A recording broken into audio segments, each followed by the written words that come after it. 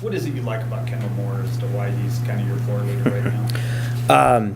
He's just a mentally tough kid. I mean, he's a competitor, and he just doesn't get too up, doesn't get too down, just plays. It's that way every day in practice. He's just an even-keeled kid. He loves to play.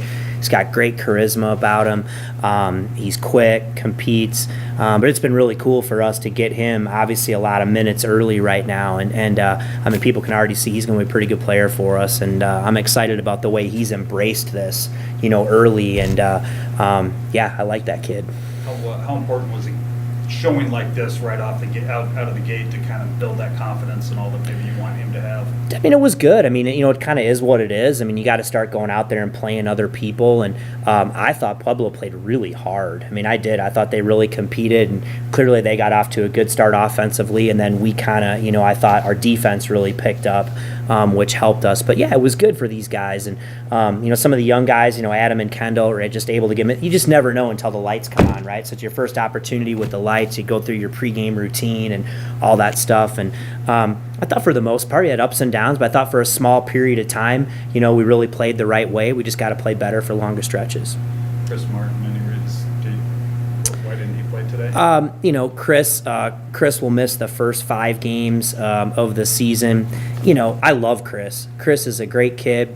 He's worked his tail off. He's a huge part of what we're doing, but we have expectations in the program, and those weren't met, and so he'll do that. But Chris has kept a great attitude. He'll keep working, and he'll miss the first 5 games, and then he'll be back after that. Does this count as one of those 5 games? No. Deion James tweeted a little red kind of shirt. Yeah, and that will become, I guess you guys beat me to the punch, but Deion had off-season knee surgery, nothing made, but he hasn't come along the way that he'd like, early, and so after several talks, I mean, I think he's leaning towards right now redshirting this year and redshirting this year, and I support him in that 100% if that's what's best for him long term, and right now that's where it stands, and so that's why he didn't play today. He's leaning towards it, but it's not official.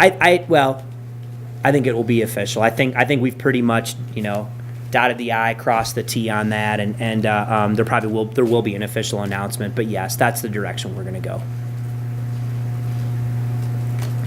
What do you think of your team's team defense? I mean, we saw a lot of energy. They got back in transition like you said they should.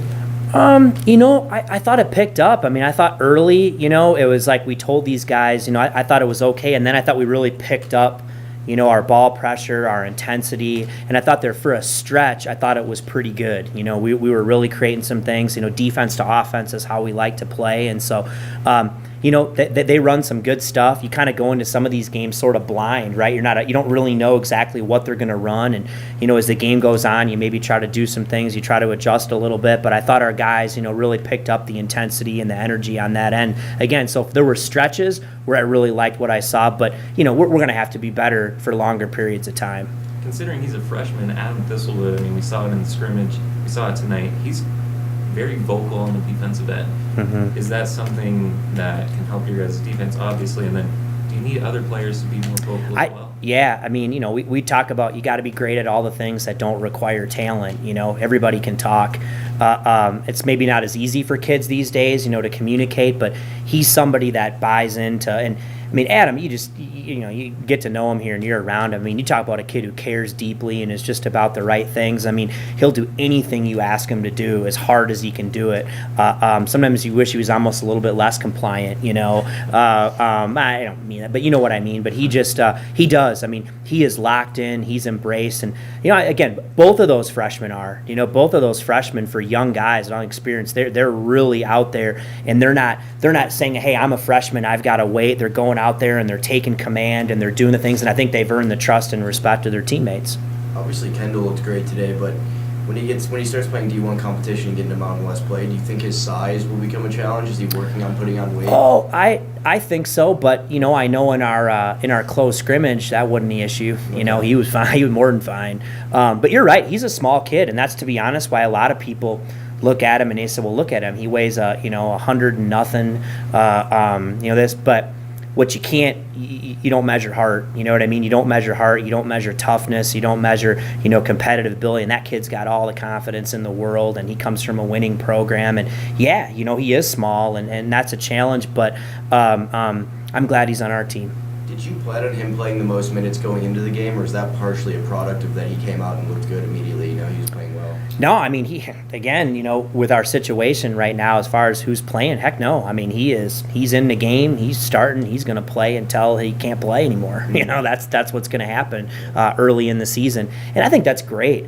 Hopefully, again, guys get experience here, and maybe when we can kind of get everybody, going here down the road in the season, to me, that's just going to make us a better team. So I think it's awesome for those guys to get a ton of minutes. Right.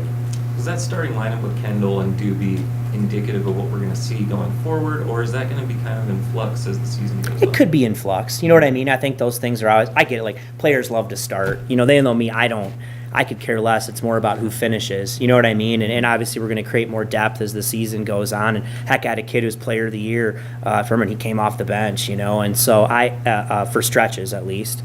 So yeah, but those things will always be in flux, and everybody who plays, we just expect their best. Niko, of course, leading in rebounds as he's done in his time here, but it seemed like after that it was kind of divvied out among everybody else. Niko said it's kind of his job to be the point man, and then everybody else just punished on their walkouts. Do you want someone else to step up as kind of that second rebounder, or are you fine with Yeah, I mean, Niko, he's an elite rebounder, so that's what he does. I mean, he can keep getting as many as he wants. That's fine with me. But you're right. I think that what we can't do as a team is stand around and watch him and expect him to get the rebounds. That's not going to go well for us. And so we've got to do a great job collectively. We use the word punish, hitting guys, and everybody's got to rebound. And, there were stretches where I was not pleased with that, in the game. And Niko is an elite rebounder. He's going to come up with a ton of rebounds. But, yeah, we can't stand around and watch him and expect him, to clean up the glass while everybody, gets down the floor. And so that's something we have to continue to get better at. But, man, I love the way he gets it. I love the way that he gets it. Is there anybody you expect to kind of step up as maybe the next guy, or is it kind of just wait? I think, it's got to be a team effort. I think one thing, I thought you saw Adam really competed on the glass tonight. I thought he really did, Doobie Jenkins. But as far as J.D. Page can be a really good rebounder. As far as defensive rebounding, everybody's got to get involved. Heck, Kendall, Anthony Bonner, all these guys, they got to get involved that way, and they got to hit. And a lot of times long shots lead to long rebounds, and guards have to pick those up. So for us to be what we want to be, everyone's going to have to get involved. The guards seem to work really well off of Niko in the middle. How big is that going to be for this team's offense? I think it's huge. I thought, one thing, I didn't like the turnovers. I thought that, oftentimes, you see in transition offense, I thought we need to create shots for others a lot more than we did. I thought there was too much one-on-one for my liking, and we got fouled a lot. But I'd rather see us, look to create shots for others in transition. And I thought we missed him several times, when he was open, running the floor, had good position. Part of that's him, demanding the ball more. But I think we need to get the ball inside more. We did shoot a lot of free throws, and I think we had 36 points in the paint. But I thought it really could have been better than it was. The turnovers within the transition offense, is that unexpected, considering this is a new offensive system for the team? I think you're going to have turnovers, but I wasn't pleased with that. I thought we have to be better, and I think it gets back to what I said. I think we were trying to do too much, you know what I mean, instead of trusting it and looking to create shots for others and getting the ball out of your hands and passing it more. And sometimes I think we do those things in practice better, but they got to show up when the game starts. And so I think that's where a lot of our turnovers were kind of sloppy, which I was disappointed in. But maybe some of that's first game jitters. But if you want to play faster, you can't turn the ball over in transition. After having to implement a culture change, bring your whole new staff in, and then actually having to teach basketball on the court, how prepared is your team for this regular season to tip off on Wednesday? I think they're excited. I think that's a great question. I think they're prepared. It's a journey. You know what I mean? Like every team, you have your ups and downs, and you go through things, and again, we have to start playing games to really improve. Again, we have good stretches that probably aren't as good, but I think they're ready. This team has worked hard. They really have. They've worked hard, and I think I've been here about 7 months now, and my staff, and I think slowly, day by day, we've gotten better and better.